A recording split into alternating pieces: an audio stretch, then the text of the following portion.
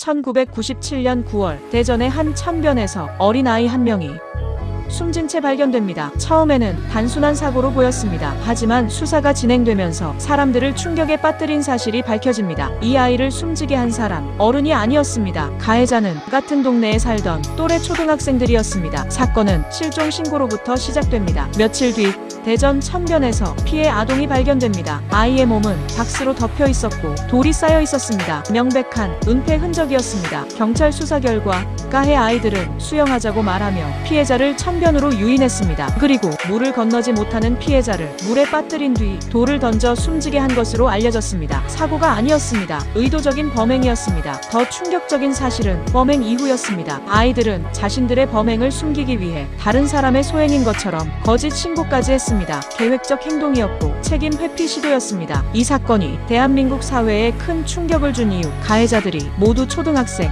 즉 형사 미성년자였기 때문입니다. 당시 법에 따라 이들은 형사처벌을 받지 않았습니다. 정식 재판도 형벌도 없었습니다. 이 사건은 한국 사회에 중요한 질문을 던졌습니다. 어린 나이라는 이유로 살인에 대한 책임을 묻지 않는 것이 과연 옳은가? 우리가 이 사건에서 첫 번째로 배워야 할 점은 또래폭력의 위험성입니다. 이 사건의 동기는 놀림과 별명, 사소한 갈등이었습니다. 하지만 쌓인 감정은 결국 돌이킬 수 없는 선택으로 이어졌습니다. 학교 폭력은 결코 장난이 아닙니다. 두 번째는 아이도 폭력에서 자유롭지 않다는 사실입니다. 어린 나이라고 해서 공감 능력과 도덕 판단이 항상 정상적으로 작동하지는 않습니다. 감정 조절 교육과 공감 교육이 왜 중요한지 이 사건은 분명히 보여줍니다. 그리고 세 번째가 바로 촉법소년제도 문제입니다. 현재 대한민국에서는 만 14세 미만은 형사처벌을 받지 않습니다. 이 제도는 아이들은 교화가 가능하다는 전제 위에 만들어졌습니다. 하지만 이 사건 이후에도 저연령 강력 범죄는 계속 발생하고 있습니다. 그래서 이런 비판이 나옵니다. 범죄 억제 효과가 부족하다. 피해자 보호가 약하다. 처벌이 아니라 방치에 가깝다. 반대로 제도 유지를 주장하는 목소리도 있습니다. 형벌 강화는 근본 해결이 아니다. 조기나기는 더 큰 범죄를 만든다. 아이의 발달 특성을 무시할 수 없다. 결국 논쟁의 핵심은 이 질문입니다. 처벌을 강화할 것인가? 아니면 교화 시스템을